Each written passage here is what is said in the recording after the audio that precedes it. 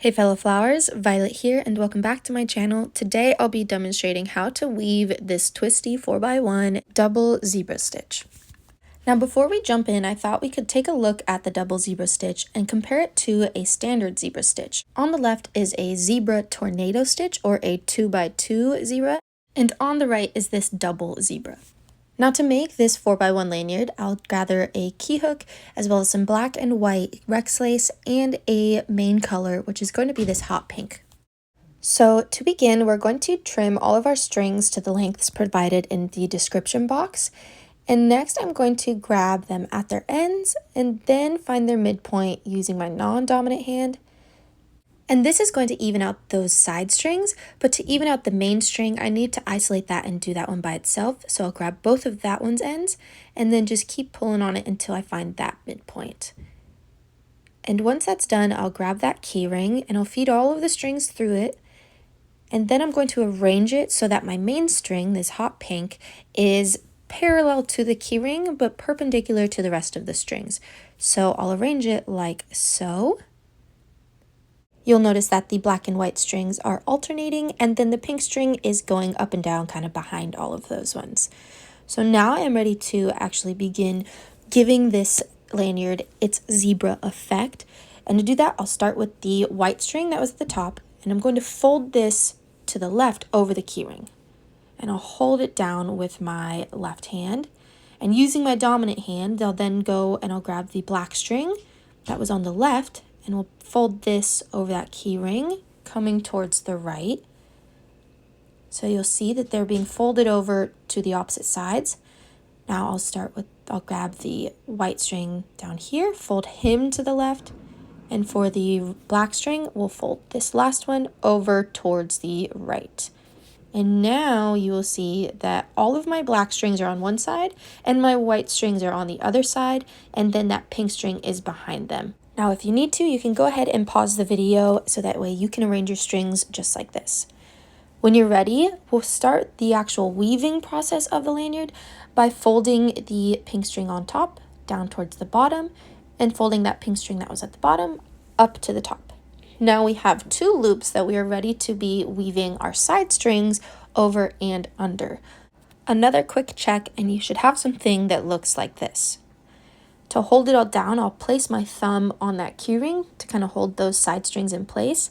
And I'll start by grabbing one of the black strings from the right side.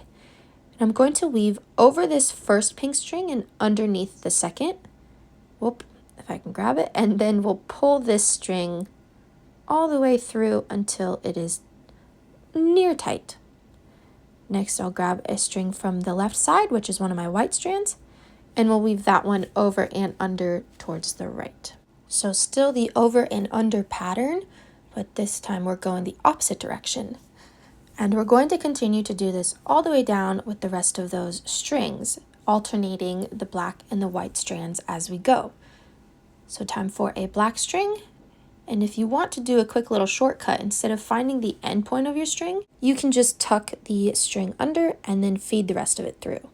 That's just a little quick tip for you, but if you like the old style way, we'll grab the white string at the end and weave that one over and under coming the other way. And just be careful because they can get a little bit twisted and that just might affect the overall look of it. Just be sure to straighten out your strings as you go. So I did a black, now I'm going to do another white here. So go over that first pink underneath the second. For this black one, we're going over the second underneath the first. Straighten that out and make some room. And we'll finish by weaving this last white one over and under as well. Now I can pull all of my strings tight. And the way that I like to tighten it is I'll grab all of my left strings in my left hand, all of my right strings in my right hand, and then I'll use my pointer and thumb fingers to pull the main strings tight. So using my right hand to grab that main string at the top and my left hand to grab the main string at the bottom. And I'll kind of alternate this pattern of pulling the sides, pull the mains, pull the sides, and pull the mains until it's as tight as I can make it without snapping the strings, of course. Now once that's set, we are ready to begin actually weaving the twisty stitch.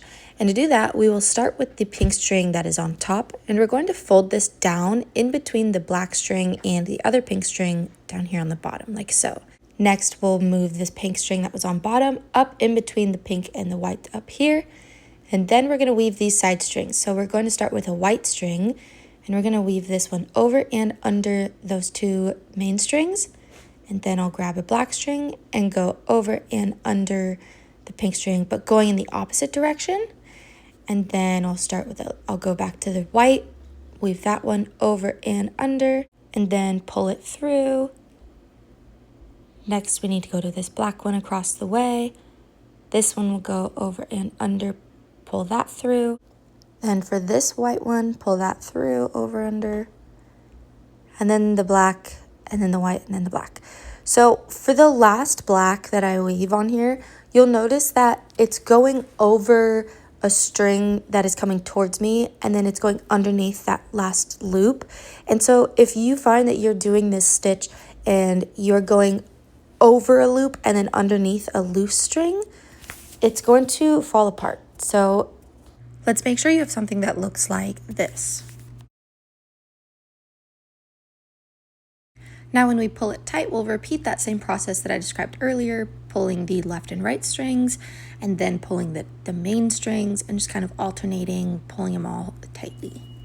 And after some time of weaving, you should have something that looks sort of like this. Doing the twisty stitch on this is exactly the same process. We brought the top main string down diagonally across the face in between the left strings and that bottom main string, and then we brought the bottom main string up in between that loop we just made and the strings that are on the right.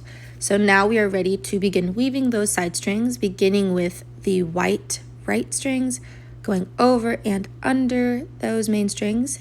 Then we'll pull from the left a black string, over and under, going the opposite direction.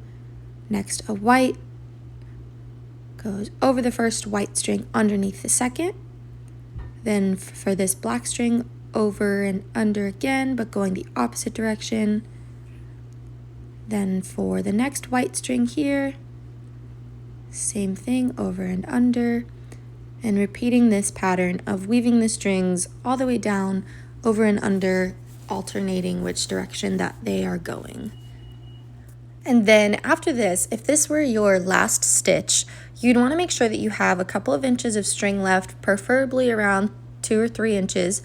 And before pulling it completely tight, we want to leave this a little bit loose. As you can see, there's still a little bit of slack on these strings. And here I'm ready to begin tucking my strings underneath to finish it off. So with this main string right here, I do have a bit of length, but ignore that.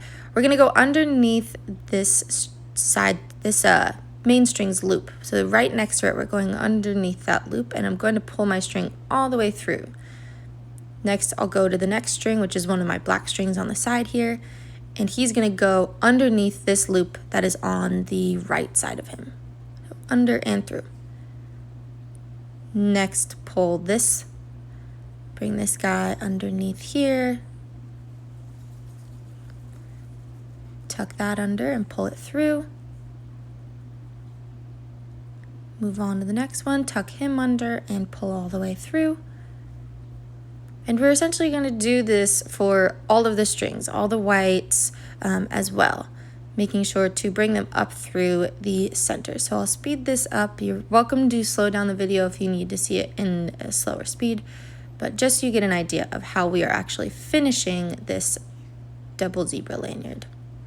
And now I can grasp all of the strings in one hand and use my fingers to kind of pull those knots upward and tighten them. So give it a good pull, and you'll see that they are tightening at the base there, and that is how those strings are going to stay. So the tighter the better without snapping the strings, and voila, that is how you finish off a zebra lanyard. And here you can see this blue one that I am working on as well. But yeah, this is a really fun lanyard. I hope you guys give it a try. I hope you enjoy your holidays, and I'll see you in the next one. Thanks. Keep blooming, and bye.